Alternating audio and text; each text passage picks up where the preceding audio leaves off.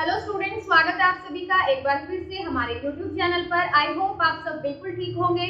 Last lecture के अंदर हमने डिस्कस किया IoT के लॉजिकल डिजाइन, उसके टाइप्स कितने होते हैं और उसके पहले दो टाइप्स हमने डिस्कस किए, कवर कर लिए दोनों के दोनों, जैसे कि फंक्शनल ब्लॉक और कम्युनिकेशन मॉडल। उसका लास्ट पार्ट पेंडिंग है जो है IoT कम्युनिकेशन API, जो आज की इस वीडियो के अंदर हम डिस्कस करेंगे। तो बढ़ते हैं हमारे आज के लेक्चर की तरफ।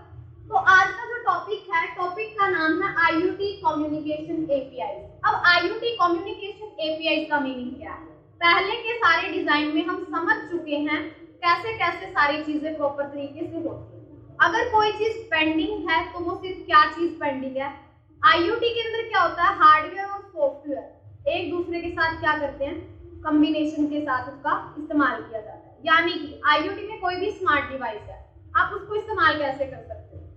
अगर मैं आपको बोलूं कि आप अपने मोबाइल फोन से AC को कंट्रोल करो, तो आप कैसे करोगे? मोबाइल फोन के अंदर उस AC की पर्टिकुलर एक एप्लीकेशन होगी जो आपको डाउनलोड करनी पड़ेगी, और उस एप्लीकेशन के थ्रू आप उस AC के साथ उसको कनेक्ट करोगे, अपने मोबाइल फोन को कनेक्ट करने के बाद आप फोन में से उसको कंट्रोल कर सकते हो। ऐसे ही होता है। तो मैं क्या कहने की कोशिश कर रही हूँ, ये कहने की कोशिश कर रही हूँ कि IoT के अंदर अगर आप किसी डिवाइस को अपने फोन से कनेक्ट करके कंट्रोल करना चाहते हो तो आप उसको ऐसे ही नहीं कर सकते। उसके पीछे की आपको चीजें समझनी पड़ेगी। वो एप्लीकेशन कौन बनाता है? कोई तो बनाता होगा वो एप्लीकेशन। नॉर्मल कोई भी एप्लीकेशन उसके साथ कनेक्ट नहीं हो सकती, AC के साथ या किसी भी डिवाइस के साथ। उसके लिए पर्टिकुलर एप्लीकेशन होती है जो IoT की डिवाइस के साथ ही कनेक्ट होगी। वही सारी चीज हम किसमें डिस्कस करेंगे? कम्युनिकेशन API के अंदर। तो समझिए, IoT communication APIs are a set of protocols and interface। जो IoT communication APIs है, ये किसका सेट है? प्रोटोकॉल्स का और इंटरफेसेस का ऐसा सेट है जो किस किस के बीच में कम्युनिकेशन करवाती हैं? IoT डिवाइसेस और प्लेटफॉर्म के बीच में कम्युनिकेशन करवाती हैं। यानी जो ये कम्युनिकेशन API है, ये किस किस के बीच में कम्युनिकेशन करवाएगी? IoT की डिवाइस और प्लेटफॉर्म्स के बीच में। प्लेटफॉर्म यानी एप्लीकेशंस के बीच में, ऐप, कोई भी पर्टिकुलर ऐप और कोई IoT की डिवाइस, उनके बीच में कम्युनिकेशन कौन करवाएगी? IoT communication API। अब बात आती है जो ये API वर्ड है, API का मीनिंग क्या होता है? API की पहले आपको फुल फॉर्म पता होनी चाहिए। इसकी फुल फॉर्म होती है application programming interface. Application programming interface इसकी फुल फॉर्म होती है। इसका मीनिंग इसकी फुल फॉर्म में ही छुपा हुआ है। एप्लीकेशन प्रोग्रामिंग इंटरफेस यानी एप्लीकेशन और प्रोग्रामिंग का इंटरफेस, जो आपको किसी एप्लीकेशन और प्रोग्रामिंग को कंबाइन करने का इंटरफेस प्रोवाइड करे। मीनिंग समझ में आया? पहले तो आप ये समझो कि कम्युनिकेशन API क्या करती है। तो ये क्या काम करती है? IoT की डिवाइस और प्लेटफॉर्म के बीच में कम्युनिकेशन करवाती है। अब बात आती है जो API है, these APIs क्या करती हैं? ये डेवलपर्स को एनेबल करती हैं, यानी डेवलपर्स की हेल्प करती हैं कि डेवलपर्स क्या क्रिएट कर सके, ऐसी एप्स क्रिएट कर सके जो किसके साथ इंटरेक्ट करे? IoT की डिवाइसेस के साथ इंटरेक्ट करे। यानी कि जो ये APIs हैं, इनकी मदद से ही डेवलपर्स ऐसी एप्लीकेशन बनाता है जो IoT की डिवाइस के साथ इंटरेक्ट करे। नॉर्मल एप्लीकेशन IoT की डिवाइस के साथ कनेक्ट नहीं हो सकती। तो APIs क्या करती हैं? डेवलपर्स को परमिशन देती हैं, एनेबल कर देती हैं कि वो ऐसी एप्लीकेशन डिजाइन करे, ऐसी ऐप बिल्ड करे जो IoT की डिवाइस के साथ इजीली कम्युनिकेट कर सके। तो वो ये काम करती है।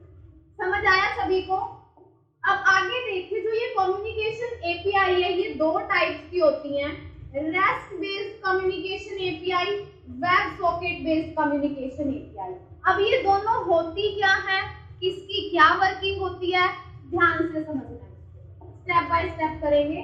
सबसे पहले देखिए REST बेस्ड कम्युनिकेशन API।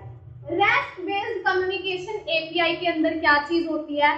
जो हमने कम्युनिकेशन मॉडल किया था सबसे पहला, रिक्वेस्ट रिस्पॉन्स कम्युनिकेशन मॉडल, वही सेम डिटो क्या है? REST बेस्ड कम्युनिकेशन API, क्योंकि ये उसी के ऊपर बेस्ड है। पहले आपको इसकी फुल फॉर्म पता होनी चाहिए। REST की फुल फॉर्म होती है representational state transfer. Representational state transfer, rest की फुल फॉर्म होती है। और इसका काम क्या होता है रेस्ट बेस्ड कम्युनिकेशन एपीआई का? It is a set of architectural protocols by which you can design web services and web API. यानी जो रेस्ट बेस्ड कम्युनिकेशन एपीआई है ये ऐसे प्रोटोकॉल्स का स्ट्रक्चर है, ऐसे प्रोटोकॉल्स का सेट है जिसकी हेल्प से आप वेब सर्विसेज या कोई वेब एपीआई डेवलप कर सकते हो, क्रिएट कर सकते हो या फिर बना सकते हो। तो ये चीज बिल्कुल आसानी से समझ आ रही होगी आपको कि ये क्या है, प्रोटोकॉल्स का सेट है जिसकी हेल्प से आप कोई वेब सर्विस बना सकते हो या फिर कोई वेब एपीआई तैयार कर सकते हो। और ये किसके ऊपर बेस्ड है? Request response communication model. Request response communication model हमने पढ़ा था, जिसमें हर बार रिक्वेस्ट भेजी जाएगी, उसका रिस्पॉन्स आएगा सर्वर से, फिर क्लाइंट रिक्वेस्ट भेजेगा, फिर उसका सर्वर क्या करेगा? रिस्पॉन्स करेगा। डायग्राम से आप समझ सकते हो rest based communication API. API में बात किसकी हो रही है? ऐसी एप्लीकेशन तैयार करनी है जो आईओटी के डिवाइस के साथ कम्युनिकेट करे। तो रेस्ट बेस्ड एपीआई क्या करती है? इसमें ऐसे ऐसे प्रोटोकॉल्स के सेट होते हैं जो वेब सर्विस, वेब एपीआई बनाने में मदद करते हैं या फिर क्रिएट करते हैं। तो आप समझ सकते हो क्लाइंट क्या करेगा? HTTP पैकेट की हेल्प से सर्वर के पास रिक्वेस्ट भेजेगा, वो अपने रिसोर्सेज में चेक करेगा, उसके बाद क्या कर देगा? उसका रिस्पॉन्स कर देगा किसके पास? क्लाइंट के पास। यानी किसके ऊपर बेस्ड है? रिक्वेस्ट रिस्पॉन्स कम्युनिकेशन मॉडल के ऊपर ये बेस्ड है। In short, rest based communication API, rest की फुल फॉर्म पता होनी चाहिए, ये पता होना चाहिए ये होता क्या है। ये ऐसे आर्किटेक्चरल प्रोटोकॉल्स का सेट है जो वेब सर्विसेज और वेब एपीआई क्रिएट करता है। That's it. इसके बाद आता है नेक्स्ट, यानी कि जो सेकंड टाइप है हमारे कम्युनिकेशन एपीआई का, which is web socket based communication API. अब ये web socket based communication API क्या है? अगर आपको कम्युनिकेशन मॉडल की याद हो, उसका लास्ट पार्ट यानी एक्सक्लूसिव पेयर मॉडल, ये उसके ऊपर बेस्ड है। जो हमने रेस्ट बेस्ड किया वो रिक्वेस्ट रिस्पॉन्स पर बेस्ड है, और जो हमारा वेब सॉकेट है वो किसके ऊपर बेस्ड है? एक्सक्लूसिव पेयर मॉडल के ऊपर बेस्ड है, जिसके अंदर क्या था? रिक्वेस्ट या रिस्पॉन्स भेजने से पहले कनेक्शन सेटअप करना पड़ता है। तो इसके अंदर भी पहले कनेक्शन सेटअप करना पड़ेगा। आप डायग्राम से समझ सकते हो, पहले क्लाइंट क्या करेगा? सर्वर के पास रिक्वेस्ट भेजेगा वेब सॉकेट कनेक्शन सेटअप की, वो उसको एक्सेप्ट करेगा, उसके बाद इनके बीच में डाटा ट्रांसमिट होएगा, सारा काम होगा, डिलीवर होगा, डाटा एक्सचेंज होगा। लास्ट में जब सारा काम हो जाता है, कनेक्शन क्लोज की रिक्वेस्ट जाएगी, वो उसको एक्सेप्ट करेगा। और यही सारी चीज किसके ऊपर बेस्ड है? Exclusive pair model. Exclusive pair model जो कम्युनिकेशन मॉडल का फोर्थ टाइप था जो हमने किया था। अब समझते हैं web socket based communication API है क्या। Web socket API is the bidirectional. Bidirectional का मतलब क्या होता है? दोनों डायरेक्शन से बातचीत हो। देखो यहाँ बाय डायरेक्शन है, यहाँ से डाटा जा रहा है, फिर रिस्पॉन्स आ रहा है, फिर रिक्वेस्ट जा रही है, रिस्पॉन्स। यानी यहाँ हर बार रिक्वेस्ट नहीं जाएगी, यहाँ सिर्फ एक ही बार रिक्वेस्ट जाएगी कनेक्शन सेटअप की, या फिर लास्ट में कनेक्शन को क्लोज करने की। बीच में कनेक्शन ओपन रहेगा, चीजें इंटरचेंज होती है। इसके बाद आता है ये बाय डायरेक्शनल है और फुल डुप्लेक्स है। फुल डुप्लेक्स कम्युनिकेशन का मतलब क्या होता है? ये सेकंड चैप्टर में आएगा, simplex, half duplex, full duplex. Full duplex का मीनिंग होता है क्लाइंट और सर्वर दोनों सेम रूट से एक ही टाइम पे डाटा एक दूसरे के साथ एक्सचेंज कर सकते हैं, डाटा बीच में क्रैश नहीं होगा, वो होता है फुल डुप्लेक्स। हाफ डुप्लेक्स में क्या होता है? अगर क्लाइंट और सर्वर सेम रूट से एक ही टाइम पे डाटा एक्सचेंज करेंगे तो क्या हो जाएगा? बीच में डाटा क्रैश हो जाएगा। इसीलिए हाफ डुप्लेक्स में पहले एक डाटा भेजता है, दूसरे को वेट करना पड़ता है, फिर वो भेजता है। लेकिन जो वेब सॉकेट है ये कैसा है?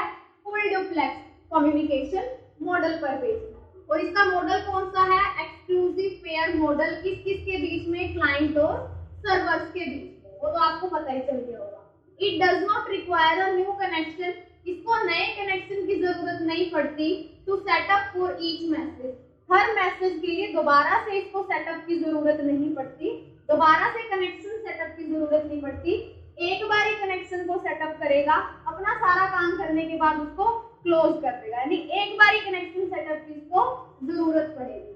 After the connection is set the messages can be send and receive continuously without any interruption.